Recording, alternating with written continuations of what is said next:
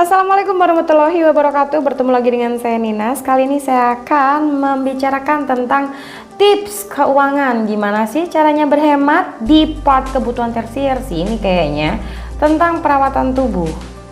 Nah, kenapa sih hal ini penting banget untuk kita bahas? Karena sebenarnya meskipun terlihat sebagai kebutuhan tersier, urusan perawatan ini memang sangat-sangat penting untuk kita melakukan penganggaran khusus di keuangan kita gitu ya. Karena bisa jadi merawat diri itu adalah wujud kita mencintai diri sendiri, meningkatkan kualitas diri atau self improvement, salah satu topik yang sangat saya sukai. Dan yang ketiga adalah mempersiapkan diri di masa mendatang, karena dengan kondisi seperti sekarang, polusi, kemudian panas dan cuaca dan segala iklim yang ada sekarang, penting banget untuk kita merawat diri sebaik-baiknya supaya nanti di hari tua ya kulit kita atau tubuh kita masih jauh lebih oke lah ya intinya. Nah, tapi untuk memenuhi kebutuhan tadi, sering banget kita itu salah memilih menganggarkan uangnya. Ada hal-hal yang sebaiknya kita bisa berhemat di produk tersebut, tapi kita malah boros. Ada hal-hal yang sebaiknya kita memang berkenan mengeluarkan lebih banyak uang, tapi kita justru hemat-hemat banget. Nah, kali ini saya akan coba membagi menjadi 4 part di perawatan tubuh, dimana kita bisa berhemat di produk-produk ini. Yang pertama adalah tentang perawatan tubuh, yang kedua perawatan rambut, yang ketiga adalah perawatan wajah atau skincare, dan yang terakhir adalah make up gitu ya. Jadi ini bisa dipakai untuk pria ataupun wanita, siapa aja semua berhak merawat diri. Oke, kita langsung aja lanjut ke yang pertama. Nah, untuk yang pertama adalah part tentang perawatan tubuh. Nah, kalau kita bahas perawatan tubuh, kita bisa berhemat untuk produk-produk shower gel atau sabun, kemudian deodoran ya, jadi bisa roll on, bisa apapun yang memang sering kalian pakai sekarang, dan yang terakhir adalah pelembab atau lotion tubuh. Dan untuk 3 hal ini, kenapa sih kita mesti berhemat? Karena yang pertama, untuk shower gel atau sabun, selama fungsinya masih sama membersihkan tubuh gitu ya, kita tidak perlu membeli shower gel atau sabun yang harganya sampai ratusan ribu gitu ya. For the sake of what gitu, kalau at the end kita tuh juga akan menutup dengan pelembab dan juga parfum. Nah kan, jadi kita bisa berhemat di sabun dan shower gel selama fungsinya tetap sama sesuai dengan kebutuhan kulit kita dan tidak menimbulkan alergi di kulit kita. Jadi kita bisa menghemat di part sabun atau shower gel. Yang kedua, untuk produk deodoran, intinya adalah deodoran itu kan untuk menghilangkan bau tidak sedap di badan akibat keringat dan hal-hal lain ya. Nah, deodoran ini produknya sekarang banyak banget di pasaran gitu ya, yang harganya murah juga banyak dan fungsinya tetap sama. Tapi ada juga deodoran stick atau roll on yang harganya sangat tinggi gitu ya, sedangkan fungsinya nggak jauh beda dengan yang harganya murah, karena intinya tetap sama gitu ya. Jadi sebaiknya kita berhemat di part deodoran produk. Dan yang ketiga adalah pelembab atau lotion. Nah, lotion juga sekarang tuh jenisnya ada banyak ya, ada lotion, ada yogurt, ada butter, body cream, body yogurt, body lotion, banyak banget. Tapi fungsinya tetap sama, melembabkan kulit gitu ya. Kita bisa memakai produk dengan harga yang relatif terjangkau daripada yang ekstra mahal gitu ya. Karena fungsinya sama sebenarnya, melembabkan kulit gitu ya. Selama pelembab atau lotion tadi dipakai, ya udah fungsinya sama. Dan kalau bisa pilih pelembab yang memang dia cepat meresap dan memang terasa akan melembabkan lebih lama gitu ya. Jadi selama itu bisa di-apply lagi, ya nggak apa-apa, karena pelembab itu fungsinya memang di re-apply gitu ya. Jadi kita bisa berhemat di part pelembab. Oke, jadi nggak perlu ngabisin yang sampai ratusan ribu untuk pelembab yang ukurannya sedikit dan fungsinya nggak jauh beda dari pelembab yang ada di minimarket terdekat. Nah, kemudian untuk part kedua adalah perawatan rambut. Nih nggak kelihatan sih ya, tapi intinya untuk perawatan rambut kita bisa berhemat di shampoo, conditioner, dan juga sisir.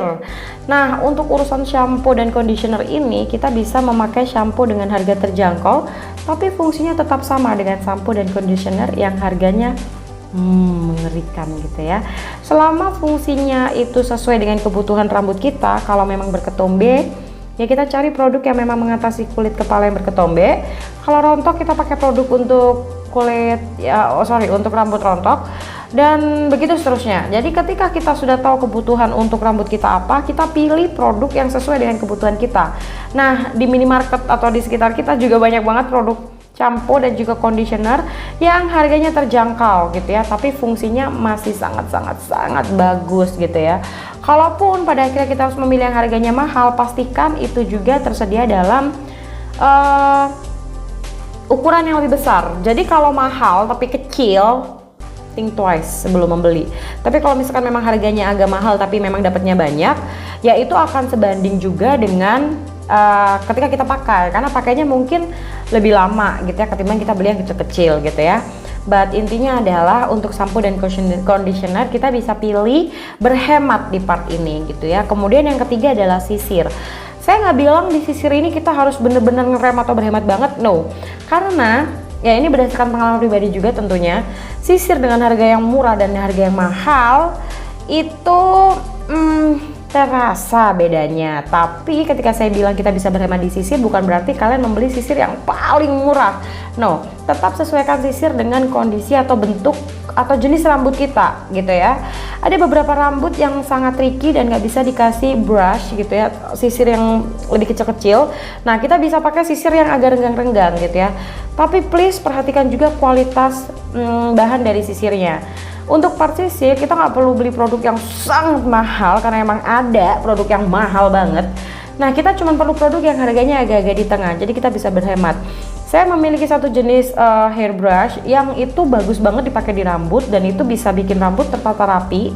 Memang harganya agak pricey gitu ya, agak 100 something, tapi dia bertahan sangat lama dan bikin rambut saya juga nggak gampang rontok atau nggak kusem gitu ya. Jadi menurut saya sisir itu kita bisa berhemat, tapi jangan pelit-pelit banget. Nah, untuk part perawatan rambut karena berhemat gitu ya, ada part lain yang kita sebaiknya berani keluarkan lebih banyak uang, yaitu untuk produk-produk tools ya. Jadi kayak untuk alat-alat alat-alat untuk styling rambut, kayak hair dryer, kemudian catokan, kemudian curling iron. Nah, itu kita bisa lebih mengeluarkan uang di situ karena produk-produk yang tools tadi itu kan langsung kena ke rambut kita tuh. Jadi kalau misalkan kita pakai contohnya catokan yang murah gitu ya, panasnya, kemudian bahannya itu kalau misalkan kita pakainya sering, dia akan merusak rambut kita gitu ya. Jadi kalau misalkan kita memang pakai itu rutin atau setiap hari, sebaiknya untuk hair tools kita pakai yang lebih bagus atau kita lebih mengeluarkan lebih banyak uang di part itu ketimbang untuk shampoo, conditioner dan juga sisir tadi. Karena beberapa hair tools gitu ya, kayak hair dryer, catokan dan juga curling iron atau yang buat curling rambut, mereka yang harganya lebih mahal memang sudah didesain, memang sudah diciptakan sedemikian rupa untuk menyesuaikan panas yang sesuai dengan rambut gitu ya. Jadi nggak ngerusak rambut. Bahkan ada beberapa tools juga yang menyediakan extra protection gitu ya, dan itu memang sengaja kenapa harganya bisa lebih mahal, karena memang ya ada fungsi dan ada manfaat yang memang diberikan kepada rambut kita. Karena kita pakainya sering, jadi sebaiknya kita lebih mengeluarkan lebih banyak uang untuk tools rambut daripada untuk yang tadi saya jelasin. Nah, di part ketiga adalah perawatan wajah atau skincare. Nah, untuk skincare kita bisa berhemat di cleanser. Dan yang kedua nih agak setengah saya rekomendasikan ya, adalah tentang sabun wajah. Tapi gini, kenapa cleanser saya rekomendasikan? Karena at the end, selama kita membersihkan wajah dengan baik atau double cleansing ya, setelah pakai cleanser kemudian kita cuci muka, kulit akan lebih baik-baik aja daripada yang cuman satu kali pembersihan. Jadi cuman di cleanse pakai cleanser aja, atau abis dari luar langsung pakai sabun muka aja gitu ya. Mungkin ini agak kelihatan gak valid untuk cowok karena banyak yang bilang cowok tuh pulang dari mana-mana cuci muka aja mukanya tetap bagus. Well, lucky them gitu, tapi kan gak semuanya kita mengalami berkah yang sama kayak gitu kan. Jadi untuk lebih amannya, selama kita double cleansing atau membersihkan wajah dengan cleanser dan cuci muka gitu, insya Allah mah aman gitu ya. Nah, kita bisa berhemat di part cleanser selama cleansernya tadi sesuai dengan kebutuhan atau kondisi kulit kita. Jadi kalau yang berminyak ya pakai yang memang cleanser untuk kulit berminyak. Kalau memang kita habis keluar pakai make up full gitu ya, ya memang harus dibersihkan dulu pakai yang mengandung oil untuk menghilangkan make up. Baru kita pakai micellar water, dan micellar water yang di minimarket tuh juga udah sama bagusnya kok dengan yang mahal-mahal di luar sana gitu. Jadi kalau misalkan kita harus berhemat di part skincare, kita bisa berhemat di bagian cleanser. Nah, untuk bagian skincare kita bisa menyisihkan lebih banyak uang, berkenan mengeluarkan lebih banyak uang untuk part serum, moisturizer, dan SPF cream atau sunblock gitu ya. Kenapa 3 ini penting? Balik lagi karena di ketiga hal ini memang mereka mengandung atau memiliki kandungan-kandungan bahan aktif yang diciptakan sedemikian rupa untuk support kebutuhan kulit kita gitu ya. Memang sekarang sudah banyak banget produk lokal yang menyediakan serum-serum bagus, moisturizer bagus gitu ya. Tapi balik lagi, harganya pasti lebih mahal daripada cleanser kan kalau kita bandingkan dari durasi penggunaannya gitu ya. Ketimbang kita menghabiskan lebih banyak uang di cleanser yang mahal tapi serumnya yang murah, pelembabnya yang murah, mending dibalik. Mending cleansernya aja yang murah, yang jangan murah deh, terjangkau gitu ya. Tapi kita mengeluarkan lebih banyak uang untuk serum gitu ya, karena serum itu kan dia akan absorb ke dalam muka dan itu akan diem di muka kita dalam waktu yang lebih lama, seharian mungkin ya. Serum, pelembab, sunblock atau SPF cream itu kan dia akan nempel di muka kita lebih lama gitu. Kalau cleanser kan kita cuman seret terus kita cuci pakai muka udah.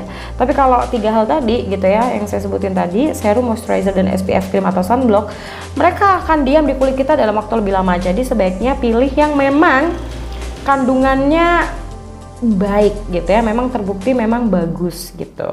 Nah, itu untuk yang part skincare. Nah, untuk part terakhir atau makeup, kita bisa berhemat di bagian sponge atau apa ya? Ya sponge sih kita bilangnya ya. Beauty blender, something kayak beauty blender ya, sponge gitu. Kita bisa berhemat, kita nggak mesti beli beauty blender yang harganya wow, karena sekarang banyak juga produk lokal yang berfungsinya tetap sama, bahannya juga sama bagusnya, tapi harganya jauh lebih affordable atau lebih terjangkau. Jadi kita bisa berhemat di part sponge, kemudian penjepit bulu mata gitu ya. Jangan beli yang paling murah karena memang biasanya sakit, tapi beli yang harganya masih middle gitu ya. Tapi nggak usah yang terlalu boros karena ada kan penjepit bulu mata yang harganya luar biasa. Nah, saya nggak bilang itu nggak bagus ya, tapi berdasarkan pengalaman saya pribadi, saya memiliki penjepit bulu mata yang harganya murah, middle, dan yang harganya mahal.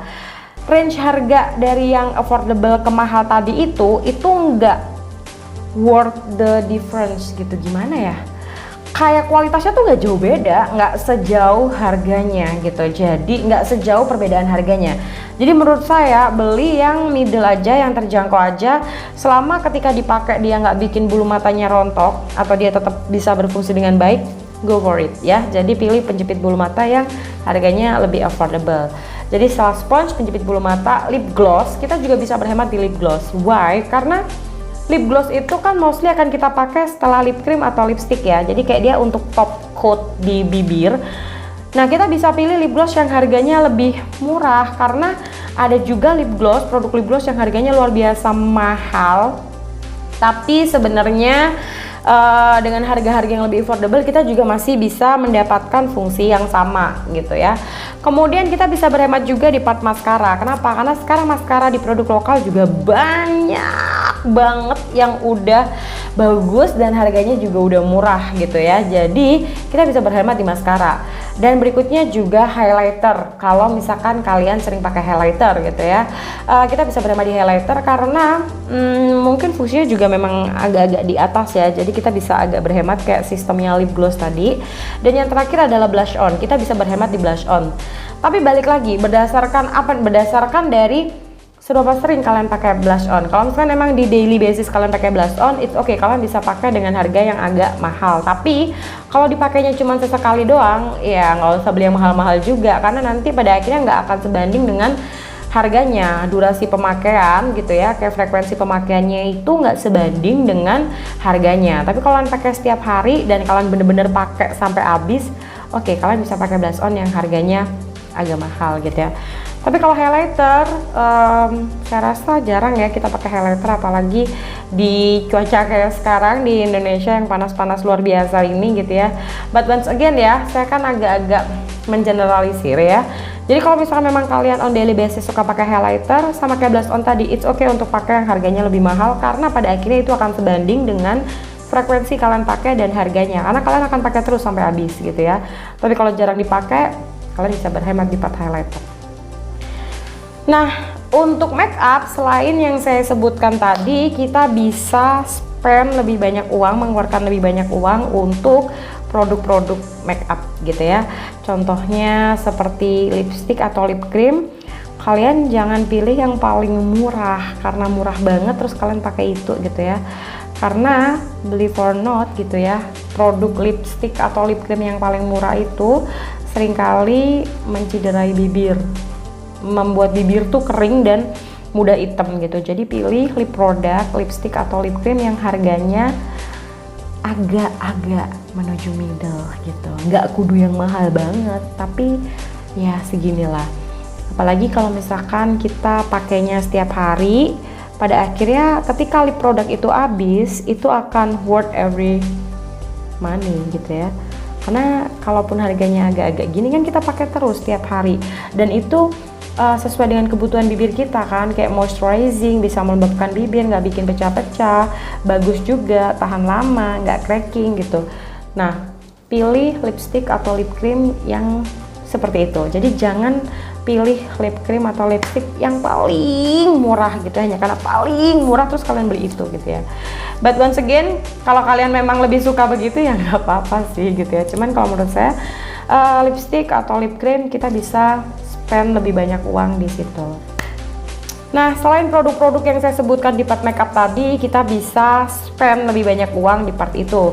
Dan terutama untuk part brush ya, brush untuk muka gitu, sebaiknya pilih brush yang memang kualitasnya bagus, karena kalau kita pakai setiap hari, brush itu kan akan kena langsung ke muka ya. Jadi kalau misalkan dia bahannya kasar atau abrasif, dia akan merusak kulit kita juga gitu ya. Jadi kita bisa invest di brush make up, karena kita juga pasti pakainya nggak mungkin sekali buang kan, kita akan pakai terus. Jadi usahakan untuk brush kita lebih ke mengeluarkan lebih banyak uang, tapi kita berhemat di part-part lain yang sudah saya sebutkan tadi. Oke, itu saja tips keuangan tentang perawatan diri dari saya kali ini. Semoga bermanfaat. Sampai jumpa lagi di video saya berikutnya. Wassalamualaikum warahmatullahi wabarakatuh.